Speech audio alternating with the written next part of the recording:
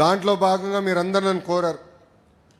2.5 దశాబ్దాల నుంచి ఇది ఒక కళ. మాకు ఇంటి పట్టాలు మాకు కావాలి, మీరు ఏం చేస్తారో మాకు తెలియదు, ఆ పట్టాలు మటుకు మాకు ఇప్పించండి అని మీరు చెప్పారు. అది ఇప్పుడు కూడా నా బాగా గుర్తు. ఆనాడు మీకు చెప్పా, 3 విడతలుగా ఈ కార్యక్రమం జరుగుతుంది.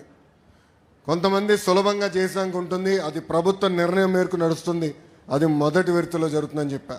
రెండవది ఎండోమెంట్ భూములు, ఇంకో పక్కన రైల్వే భూములది ఇంకొంచెం సమయం పడుతుందని చెప్పా.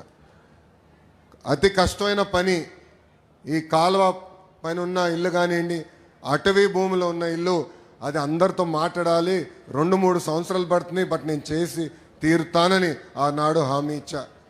కరెక్ట్గా 10 నెలలు అయింది ప్రజా ప్రభుత్వం ఏర్పడి. 10 నెలల్లో మొత్తం ఎన్యూమరేషన్ చేశాం, ఇంటికి కొలతలు తీశారు. అధికారులే కాదు, అన్ని పార్టీలకు సంబంధించిన నాయకులు వచ్చారు, కొలతలు తీశారు, వివరాలు కనుక్కున్నారు. ఆ వివరాలు తెలుసుకున్న తర్వాత నేనే స్వయంగా రెవెన్యూ మంత్రి అనగాని సత్యప్రసాద్ గారితో, గౌరవ ముఖ్యమంత్రి గారితో అనేకసార్లు మాట్లాడి ఏకంగా అది క్యాబినెట్కి తీసుకెళ్ళి క్యాబినెట్లో ఆమోదం తెలిపిన తర్వాతనే ఈ కార్యక్రమం మన ముందలు తీసుకెళ్లే పరిస్థితి.